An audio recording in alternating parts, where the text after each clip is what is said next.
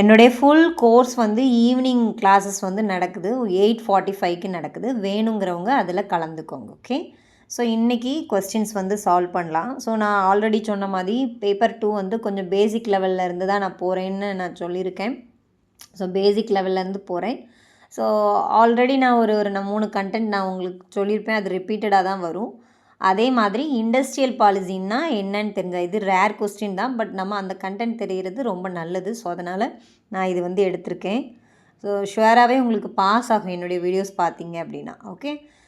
The industrial policy resolution was அப்படின்னு கொடுத்துருக்காங்க. So இது நார்மலாக ஒரு ரொம்ப சிம்பிளான கொஸ்டின் தான். பட் இது வந்து இதோடைய ஆன்சர் மட்டும் பார்ப்போம். பார்த்துட்டு ஃபுல்லுடைய அதோடைய எக்ஸ்பிளைனும் நம்ம பார்த்துடலாம். ஏன்னா வந்து ஸ்லோ லேர்னர்ஸ்க்கு வந்து இது கொஞ்சம் ஈஸியாக அண்டர்ஸ்டாண்ட் ஆகும். அதனால் இந்த மாதிரி ஆட் பண்ணியிருக்கேன். அப்புறம் நம்ம அசர்ஷன் ஃபார்மட் போகும்போது உங்களுக்கு ஈஸியாக இருக்கும்னு நான் நினைக்கிறேன். ஸோ நியூ இண்டஸ்ட்ரியல் பாலிசி அப்படின்றது என்னன்னு பார்த்தீங்கன்னா, certain rules and regulations principles policy அப்படின்னா என்ன, திட்டங்கள். அதாவது இப்போ ஒரு கம்பெனி நடத்துகிறீங்கன்னா அதுக்கு நீங்கள் ரூல்ஸ் போட்டிருப்பீங்க. இத்தனை மணிக்கு ப்ரெசென்ட் பண்ணணும், இத்தனை ட்ரெஸ்ஸிங், இப்படி தான் ட்ரெஸ் கோட் பண்ணணும், ஸோ இத்தனை மணிக்கு நீங்கள் அட்டன் பண்ணணும், இது உங்களோட ஒர்க்னு அசம்பிள் பண்ணி கொடுத்துருவீங்க. அதே மாதிரி கவர்மெண்ட் நமக்காக நிறைய இண்டஸ்ட்ரீஸ் வந்து புதுசாக வந்து உருவாகும். ஸோ அந்த இதுக்காக நிறைய திட்டங்கள் போட்டு வச்சுருக்காங்க. எதுக்கு, நாட்டுக்கு நல்லது நடக்கணும் அப்படின்றதுக்காக. அப்போது நியூ இண்டஸ்ட்ரியல் பாலிசி அப்படின்றது it means rules, regulations, principles, policies and procedures. Government வந்து ஒரு ப்ரொசீஜர் கொடுத்துருக்காங்க. இந்த மாதிரி தான் ஃபேக்ட்ரி வைக்கணும், இந்த கழிவுகளை வெளியே போடக்கூடாது, இந்த மாதிரி திட்டங்கள் வந்து நம்மளுடைய நாட்டை பாதுகாக்கிறதுக்காக. ஸோ அதுக்காக தான் நம்ம இதெல்லாமே ஸ்டடி பண்ணுறோம். ஸோ இப்போ அதனுடைய வேர்ட்ஸை நம்ம பார்த்துடலாம். ஸோ இண்டஸ்ட்ரியல் பாலிசி அப்படின்றது ஒரு rules, regulations and principles, then policy. பிரின்சிபல்ஸ்னால் ரூல்ஸ் அண்ட் ரெகுலேஷன்ஸ். ஓகே, அதே தான். ஸோ நிறைய திட்டங்கள் இது இப்படி பண்ணுங்கள், கரெக்டாக இருக்கும், இந்த ப்ரொசீஜர் ஃபாலோ பண்ணுங்கள் அப்படின்னு என்ன பண்ணுவாங்க, கவர்மெண்ட் வந்து கொடுக்குறாங்க. ஓகே. எதுக்கு, டெவலப்மெண்ட் பர்பஸ்க்காகவும் நாட்டினுடைய வளர்ச்சிக்கும் இண்டஸ்ட்ரியில் கண்ட்ரோலாக வச்சுக்கிறதுக்காகவும். ஒவ்வொருத்தங்களும் ஒவ்வொன்று பண்ணாங்கன்னா நாடு வந்து கெட்டு போகும். ஓகே. ஸோ அப்போ வறட்சியாக நம்ம வந்து பாதிக்கப்படலாம். ஸோ அதனால இந்த மாதிரி வச்சுருக்காங்க. ஸோ அப்போ யாரெல்லாம் இருக்காங்க, கம்பெனிஸ், பப்ளிக்கு, ப்ரைவேட்டு, ஜாயிண்ட்டு, கோஆப்ரேட்டிவ் செக்டார்ஸ், இப்படி நிறைய பேர் இருக்காங்க. மக்களுக்காக தொண்டு செய்யும் நிறுவனங்கள் இருக்காங்க. பப்ளிக்கு பண்ணக்கூடியவங்க, ப்ரைவேட்டு, ஜாயிண்டாகவே ஒர்க் பண்ணுறவங்க. ஜாயிண்டானா 2 கம்பெனி மெர்ஜ் ஆகி பண்ணுவாங்க ஜாயிண்ட்டாக. ஸோ இந்த மாதிரியெல்லாம் நிறைய இண்டஸ்ட்ரீஸ் வந்து இருக்குது. ஸோ இவங்கெல்லாம் இதை கம்பல்சரி ஃபாலோ பண்ணி தான் பண்ணணும். ஓகே. தென் நெக்ஸ்ட் போவோம். ஸோ இது என்ன நோக்கத்துக்காக இந்த இண்டஸ்ட்ரி பாலிசி போட்டாங்கன்னு ஆல்ரெடி நம்ம லைட்டாக பார்த்தோம். ஸோ மெயின் ஆப்ஜெக்டிவ்ஸ் என்ன, ஆப்ஜெக்டிவ்ஸ்னால் எய்ம், முக்கியமான நோக்கம் என்ன, இந்த இண்டஸ்ட்ரியல் பாலிசி போடுறதுக்கு, இந்த திட்டங்கள் போடுறதுக்கு என்ன காரணம், எதுக்காக இது செயல்படுது அப்படின்றது. To maintain a sustained growth and productivity. இப்போது நாடு வளர்கிறதுக்கு நிறைய கம்பெனி இருந்தால் தான் அதிலிருந்து ப்ரொடக்ஷன் பண்ணி அதுக்கப்புறம் பையிங் அண்ட் செல்லிங் நடக்குது. அதிலிருந்து வருமானம் ஈட்டி கவர்மெண்ட் அது என்ன பண்ணுது, சோஷியல் வெல்ஃபேருக்காக செலவு பண்ணுறாங்க, நம்மளுக்கே செலவு பண்ணுறாங்க. ஓகே. ஸோ அப்போ சஸ்டெயினபிள் க்ரோத்னால் நம்ம நாடு வறட்சி இல்லாமல் நல்ல க்ரோத்தாக இருக்கிறதுக்கும் ப்ரொடக்டிவிட்டி இம்ப்ரூவ் பண்ணுறதுக்கும் இந்த இண்டஸ்ட்ரியல் பாலிசி வந்து ஹெல்ப் பண்ணுது ஃபஸ்ட்டு. தென் அதுக்கப்புறம் பார்த்திங்கன்னா கெயின்ஃபுல் எம்ப்ளாய்மெண்ட். அப்போ ஹெல்ப் பண்ணுது எதுக்கு, எம்ப்ளாய்மெண்ட் வந்து நல்லா மக்களுக்கு கிடைக்கிறதுக்கு. இப்போ இண்டஸ்ட்ரீஸ் நிறைய உருவாகும் போது என்னாகும், ஆட்டோமேட்டிக்காக நிறைய வேலைவாய்ப்பு திட்டங்கள்லாம் வரும். ஸோ அப்போ நல்லா அது ஒரு திட்டமாக இருக்குன்றதுக்காக இதை கொண்டு வராங்க. அடுத்தது நம்மளுடைய நாட்டினுடைய எக்கனாமிக் பவர் வந்து ரொம்ப இம்ப்ரூவ் ஆகுது. தென் ஹியூமன் ரிசோர்ஸ் அப்படின்னா வளங்கள் அதிகமாகுது. இப்போது நம்ம நாட்டுக்குள்ளே நிறைய இண்டஸ்ட்ரி இல்லைன்னா நம்ம என்ன பண்ணுவோம், வெளியில் வாங்குவோம் அந்த பொருட்களை.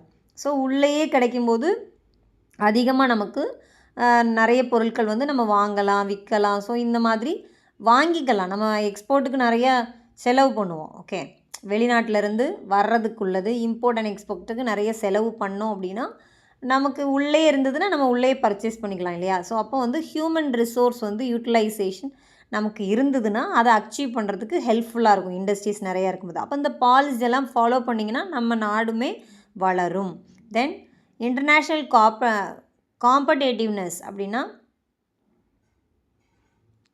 ஸோ இன்டர்நேஷ்னலில் நம்ம இப்போ நம்மக்கிட்ட இருக்காத பொருள் நம்ம யார்கிட்ட வாங்குவோம், வெளிநாட்டில் வாங்குவோம். ஸோ அந்த காம்படேட்டிவ்னஸ்க்குமே இந்த இண்டஸ்ட்ரியல் பாலிசி அப்படின்றது ஹெல்ப்ஃபுல்லாக இருக்குதாம். ஓகே, ஸோ அப்போது இதில் இந்த time line of industrial policy இது வந்து இந்தியாவில் உள்ளது. ஸோ ஜஸ்ட்டு கொஞ்சம் நான் ஆட் பண்ணியிருக்கேன், நிறைய இருக்குது இதில்.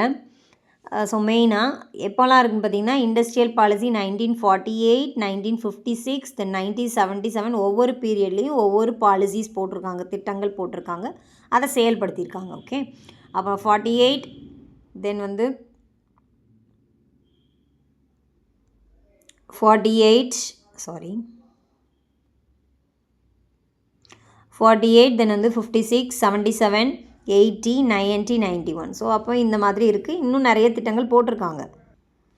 ஸோ அப்போ நமக்கு பார்த்திங்கன்னா இதில் வந்து ஆன்சர் நமக்கு வந்து 47லேருந்து ஸ்டார்ட் பண்ணியிருக்காங்க, 56 இருக்குது. ஸோ அப்போ ஆன்சர் பார்த்திங்கன்னா சி வந்து ரைட்டான ஆன்சர். ஓகே, ஸோ இது வந்து ஜஸ்ட்டு இது இந்த மாதிரி வராது, பட் என்னன்னு கண்டென்ட் தெரியறதுக்காக ஆட் பண்ணேன். ஸோ நெக்ஸ்ட்டு கொஸ்டின்ஸ்க்கு போகலாம். நெக்ஸ்ட் கொஷின் பாருங்கள், which one is not an element of internal environment? So internal என்வாயர்மெண்ட்னால் என்ன? ஸோ இன்டர்னல் என்வாயர்மெண்ட்னால் ஒரு கம்பெனியால் கண்ட்ரோல் பண்ணப்படும். ஸோ இது ஒரு ப்ரைமரி ஃபேக்டர், நம்ம டைரெக்டாகவே நம்மளுடைய பிஸ்னஸ் வளர்ச்சிக்காக பண்ணக்கூடியது. பட் ஆனால் கண்ட்ரோல் பண்ண முடியும் அந்த ஃபேக்டர்ஸை. ஓகே, ஸோ ஒரு கம்பெனி வந்து ஒர்க் பண்ணுறாங்கன்னா அந்த விஷயங்கள் எல்லாம் கண்ட்ரோல் பண்ணலாம். பட் எக்ஸ்டர்னல் ஃபேக்டர்ஸ்னால் கண்ட்ரோல் பண்ண முடியாது. அப்போ the factor which can be controlled by company are primary factors which directly affects the growth of the organisation. ஒரு விஷயம் உள்ளே நடக்கக்கூடியது, திடீர்னு நம்ம ஒரு சேஞ்சஸ் பண்ணோம் அப்படின்னா அது அஃபெக்ட் ஆயிரும் பிஸ்னஸ் கண்டிஷனை. ஸோ அது அஃபெக்ட் இல்லாமல் க்ரோத்தை நோக்கி கொண்டு போகிறதுக்காக பண்ணுறது தான் பிஸ்னஸ் என்வாயர்மெண்ட். அப்போ பிஸ்னஸ் என்வாயர்மெண்ட்னால் இன்டர்னல் அண்ட் எக்ஸ்டர்னல் உண்டு, அதில் இன்டர்னல் தான் இந்த question. So the internal environment is the environment that has a direct impact on the business. So டக்குன்னு வந்து என்னாகும், இம்பேக்ட் ஆகிடும். ஸோ இது என்ன பண்ணிடலாம், கண்ட்ரோல் பண்ணிடலாம். இது personal facilities then physical facilities உள்ளே இருக்கும், வித்தின் ஆர்கனைசேஷனுக்குள்ளே நடக்கக்கூடிய விஷயங்கள். அப்போ எதெல்லாம் வருது? So organisation and functional means like marketing to suit the environment. Okay, so அப்போ இப்போ உள்ள நியூ அப்டேட் வந்து இதெல்லாம் வரும். இதில் இருந்து உங்களுக்கு கேட்கலாம், இந்த மாதிரி கொஸ்டின்ஸ் வராது. பட் வந்து ஆனால் அசர்ஷன் ஃபார்மேட்டில் இது வரலாம், இது ரொம்ப வரவே இல்லை. ஸோ பேசிக் லெவல்லேருந்து எடுக்கிறதுனால நான் இந்த கண்டென்ட்டை ஆட் பண்ணியிருக்கேன், இது உங்களுக்கு சிலபஸில் இருக்குது. ஓகே, ஸோ இப்போ இன்டர்னல்னால் உள்ள போடக்கூடிய பிளான்ஸு, திட்டங்கள், புது புது இன்னோவேஷனுங்கள், அப்புறம் நம்ம ஏதாவது முதல் போட்டோன்னா, ஃபினான்ஸ் பண்ணோன்னா, உள்ளே நடக்கக்கூடிய எம்ப்ளாயீஸ்க்கு ஏதாவது ஒரு விஷயம்னா, ஸோ ஆர்கனைசேஷன் ஸ்ட்ரக்சரில் பாஸ் இருப்பாங்க, superior, top level, middle level. So இவங்களுக்குள்ளே நடக்கக்கூடிய ஃபேக்டர்ஸ் தான் இன்டர்னல் ஃபேக்டர்ஸ். ஓகே, இப்போ வந்து கொஸ்டின்ஸ் பார்த்தீங்கன்னா which one is not an element of internal environment கொடுத்துருக்காங்க. ஸோ மார்க்கெட்டிங்கிறது உள்ளே நடக்கக்கூடிய விஷயம். ஆப்ரேஷனல்னால் பிஸ்னஸ் வந்து ப்ரொடக்ஷன் ப்ராசஸ் பண்ணுவாங்க இல்லையா, அதுக்காக உள்ள ஆக்டிவிட்டி தான் ஆப்ரேஷனல். தென் பர்சனல்ன்றது ஹியூமன் ரிசோர்ஸ்னால் அதில் மொத்தமாகவே கொடுத்துருந்தாங்க. ஸோ அப்போ பர்சனல்னால் உள்ள எம்ப்ளாயீஸ் எல்லாருமே வந்துடுவாங்க. ஸோ அப்போ எது கிடையாதுன்னா மணி அண்ட் கேபிட்டல் மார்க்கெட் வந்து கிடையாது. ஓகே, ஸோ அப்போ ஆன்சர் வந்து சி வந்து ரைட்டான ஆன்சர். நெக்ஸ்ட் கொஷின் போகலாம். Next question, from the following identify the tools of fiscal policy. Okay, so இது வந்து என்னென்னா டூல்ஸ் என்னென்னு பார்த்துடலாம். ஒரு 4 டைப்ஸ் ஆஃப் டூல்ஸ் உண்டு. ஸோ அந்த இது வந்து என்னென்னா ஜஸ்ட்டு பிளான் வந்து கவர்மெண்ட் சைட்லேருந்து ஒரு பிளான் போட்டு அது பிளானை ஃபாலோ பண்ணுறது தான் ஃபிஸ்கல் பாலிசி. ஓகே, ஸோ அது என்னென்னா அதனுடைய டூல்ஸ் வந்து என்னெல்லாம் அப்படின்றதான் கொஸ்டின் கேட்டிருக்காங்க. ஸோ கவர்மெண்ட்டுடைய எக்ஸ்பெண்டிச்சர், கவர்மெண்ட்டுடைய செலவு, டேக்ஸு, தென் வந்து டெஃபிசிட் ஃபினான்ஸ், தென் பப்ளிக் டெப்ட். ஓகே, ஸோ இந்த 4 தான் எனது டூல்ஸ் ஆஃப் ஃபிஸ்கல் பாலிசி. அப்போது இதில் வந்து பார்த்திங்கன்னா டாக்ஸேஷன் இருக்குது, 4 ஆப்ஷன் வந்து 3 இதில் வருது. டெஃபிசிட் ஃபினான்ஸ் இருக்குது 3, அப்போ 3 and 4 வருது. அப்புறம் வந்து கவர்மெண்ட் எக்ஸ்பெண்டிச்சரை தான் கவர்மெண்ட்டுக்கு இன்னொரு நேம் பப்ளிக் செக்டார்னு நீங்கள் கேள்விப்பட்டிருப்பீங்க. அப்போ பப்ளிக் எக்ஸ்பெண்டிச்சர்னு கொடுத்துருக்காங்க. ஸோ இப்போ ஆன்சர் பார்த்தீங்கன்னா உங்களுக்கு டி வந்து ரைட்டான ஆன்சர். ஓகே, நெக்ஸ்ட் கொஷின் போகலாம். நெக்ஸ்ட் கான்செப்ட் வந்து which among the following is not a correct sequential combination கொடுத்துருக்காங்க. ஸோ அப்போ மேக்ரோ என்வாயர்மெண்ட் அப்படின்றது ஃபர்ஸ்ட் ஆர்டரில் வரும். ஏன்னா மேக்ரோ என்வாயர்மெண்ட்னா வெளி உலகத்தில் தொடர்பான, ஸோ ஹோலாக உள்ள எக்கனாமி எல்லாமே குறிக்கும். ஸோ மேக்ரோ அப்படின்றது வெளியில். ஓகே, அப்போ எக்ஸ்டர்னல் என்வாயர்மெண்ட்னாலும் வெளியே தான். மேக்ரோ என்வாயர்மெண்ட்டில் ஒன் ஆஃப் த டைப்ஸ் தான் என்னது எக்ஸ்டர்னல் என்வாயர்மெண்ட். அடுத்தது கஸ்டமர்ஸ், அந்த இதில் யார் வருவா, வெளியில் உலகத்தில் கஸ்டமர்ஸ் இருப்பாங்க. ஓகே, தென் அடுத்தது ப்ராஸ்பெக்ட்ஸ் ஆஃப் பிஸ்னஸ் டெவலப்மெண்ட். அப்படின்னா இப்போ கஸ்டமர்கிட்ட போய் ரீச் ஆனோன்னு என்ன ஆகும், பிஸ்னஸ் வந்து டெவலப்ட் ஆகும். ஓகே, ஸோ அப்போ ஆன்சர் வந்து பார்த்திங்கன்னா ஃபோர்த் ஒன் வந்து ரைட்டான ஆன்சர். ஓகே, ஸோ இன்னொரு வீடியோவில் சந்திக்கலாம். நித்யா.